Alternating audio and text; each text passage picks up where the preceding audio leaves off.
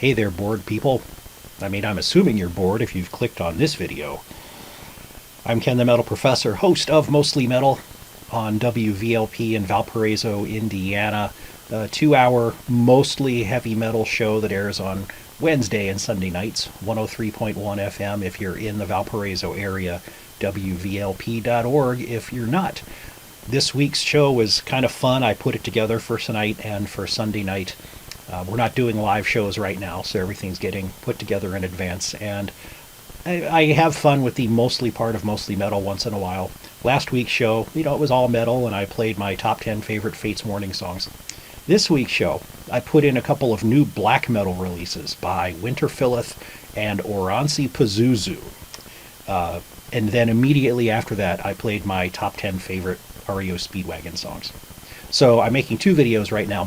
One is my top 10 favorite REO Speedwagon songs. That'll be a separate video, so you're probably going to have to listen to that story again. This video is my ranking of the 15 REO Speedwagon albums in my grabbing order. What am I least to most likely to grab when it's time to listen to some REO Speedwagon? This one was pretty fun because I've been enjoying going back into their older catalog, particularly, and remembering all the albums. So I'm just going to start at the least likely end of the grabbing spectrum. Sorry if that sounds like Trump. But the one I'm least likely to grab when it comes to REO Speedwagon is Building the Bridge. It's their second most recent, but of course, like many older bands, their output is way spread out. So even saying it's their second most recent, it's been years since that sucker came out. Now, the reason it's on the bottom of my list, and in fact wouldn't be possible for me to grab it, is that I don't have it anymore.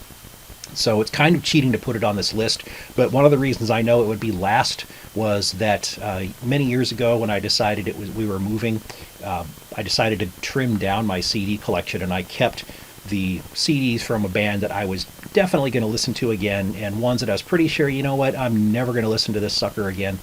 Some of those I, traded away or sold or whatever. So Building the Bridge was one of two from REO Speedwagon that I made hit the bricks.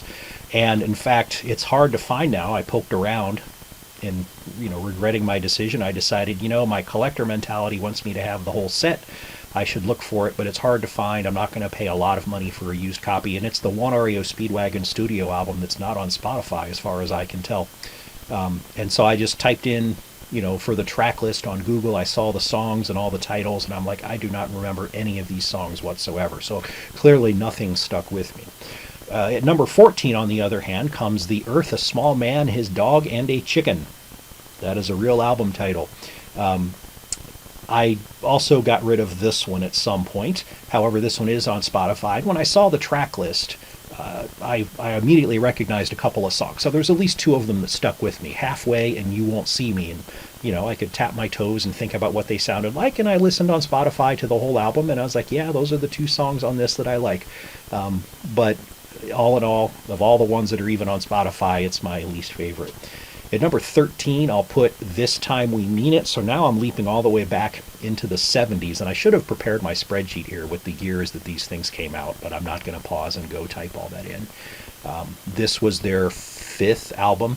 The third, or Mike Murphy was on vocals.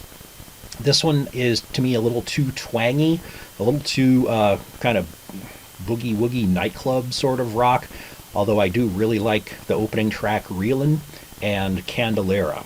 Those are two very, very good songs. But all in all, just not as good as the other output. At 12, Find Your Own Way Home. This is their most recent release. I think it came out in 2017, if I am remembering now. This show, it's older guy rock and roll, right? These guys have been around a long time. They're not going to reinvent the wheel. This is REO Speedwagon being, I'm going to say REO Speedwagon being old, and that's not a bad thing. That just means these guys are polished. They write very mature songs, but they're not necessarily all that exciting either. So, I like the title track, and I like Another Lifetime, and there's a couple of other songs, and I will listen to this album again. I even put it on the HD in the HD, the hard drive in the car. So there, it's good stuff. I appreciate it, but I'll listen to it some, but not a lot. At number 11, Lost in a Dream. This is also from the 1970s in the Mike Murphy era. The title track is great. Give Me a Ride on Your Roller Coaster is great. Down by the Dam is a good rocker. So of the early Mike Murphy albums, this is one that I appreciate quite a bit, with several good, really, really good songs, but some other tracks that don't stick with me. At number 10, I will put their debut, REO Speedwagon. I believe Terry Luttrell was the name of the vocalist there. The songs that I really like on this album, I like more so because of later live versions that came around. The versions on the studio album are good, but I like some of the live versions more. 157 Riverside Avenue in particular. My favorite version of that song is the live track that is on the A Decade of Rock and Roll double greatest hits release. Sophisticated Lady is a great lead-off track. This is a pretty good rocker of an album. Number 9, Life as We Know It. Now this is in their, not AOR radio, but almost easy listening radio, adult rock and roll radio phase. So That Ain't Love, Tired of Getting Nowhere is a good rocker. Variety Tonight has a nice little groove to it. So it's good, it's not great. Okay, here's where I get myself in trouble. High Infidelity to me is number 8. I know, that's their most famous record.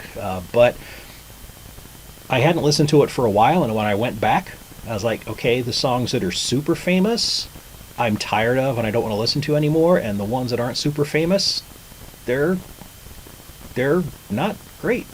I mean, I like this album when it came out, but I like others better. So like Follow My Heart, Don't Let 'Em Go are really good. Take It on the Run is one of the more famous ones.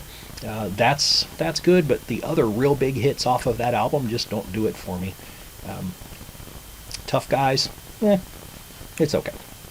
Number 7, Riding the Storm Out. The title track is terrific. Son of a Poor Man is really good. Now the history of this album is a bit weird because there was a version that was recorded with Kevin Cronin on vocals, but then there was another version with Mike Murphy on vocals. And I originally, a long, long time ago, picked up the Mike Murphy version. But some of these songs are just, timeless in terms of their inclusion in the REO catalog and live sets and being played on the radio. And the title track, Riding the Storm Out, the Kevin Cronin version of it is one of those. Really good stuff. Number 6, Good Trouble. This was the follow-up to High Infidelity, and I know a lot of people don't like this one better than High Infidelity, but I do a little bit, in particular because of the songs Keep the Fire Burning and Stillness of the Night. Now, there are some really cheesy tunes on this album as well, so it's fairly inconsistent, but those two songs in particular are some of their strongest, I think, so I really appreciated that follow-up. Coming in at number 5 is their 6th album, REO. Not to be confused with their first album, REO Speedwagon. Keep Pushing, I Believe Our Time Is Gonna Come, Lightning, really, really good songs. This is right when they were getting a sixth album in 6 years. I mean, they were cranking these suckers out every year for quite a while. This was pushing into what I consider the core 3 or 4 that really, really defined the band. 9 Lives at number 4. This is the one right before High Infidelity. This is, to me, the heaviest rocker of their discography. Now, when I say heavy, I'm not talking heavy metal heavy, but the opening track, Drop It, is probably the heaviest song they've ever done. And then other songs like Take Me is really good. Meet Me on the Mountain, not a heavy one, but a very melodic tune. And then Bruce Hall's most famous song, Back on the Road Again, closes out the album. Good stuff all around. I don't know what their fascination with using abbreviations for album titles was, but TWO or 2 comes in for me at number 3. This was their second. Music Man, Like You Do, and particularly Golden Country. What a great song that is. Number 2 is Wheels Are Turning. This was 2 albums after High Infidelity. So High Infidelity, Good Trouble, and Wheels Are Turning. They were still getting a lot of radio airplay at this point, and I don't know why I like this one in particular. I think it's because on a lot of REO albums there's the big hits, which aren't necessarily the best songs, right? But there's a handful of songs that are just super great, and then there's others, and I think, on a lot of albums, like Good Trouble, there's the really good songs, and there's the ones that they're not that great. And I think on Wheels Are Turning, maybe the best song on that album isn't as good as the best song on others, but altogether the songs fit a higher quality band than on other records. So I Don't Want to Know, Live Every Moment, the title track, Wheels Are Turning, great songs. And that leaves my number 1 REO Speedwagon song is You Can Tune a Piano, But You Can't Tune a Fish.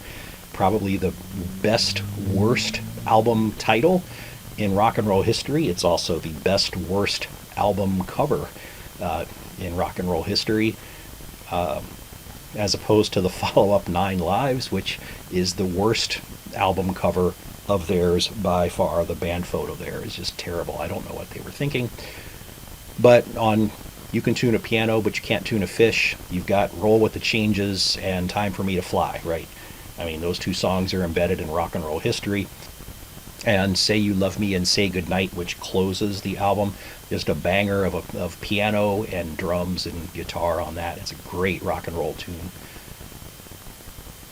But there you go. My ranking of REO Speedwagon albums, running through it again. 15, Building the Bridge. 14, The Earth, A Small Man, His Dog, and a Chicken. That's all one album. Number 13, This Time We Mean It. Number 12, Find Your Own Way Home. 11, Lost in a Dream. 10, REO Speedwagon, their debut. Number 9, Life as We Know It. Number 8, High Infidelity. I know. 7, Riding the Storm Out. 6, Good Trouble. 5, REO. 4, 9 Lives. 3, TWO. 2, Wheels Are Turning. They also had a fascination with ending words with apostrophes, like Wheels Are Turnin'. I think Riding the Storm Out was shortened to Ridin' the Storm Out. Lots of song titles you'll see with apostrophes in them. I don't know why. And then You Can Tune a Piano, But You Can't Tune a Fish, number 1. Again, a partner video to this is my top 10 favorite REO Speedwagon songs. So please go watch that one too if you feel so inclined.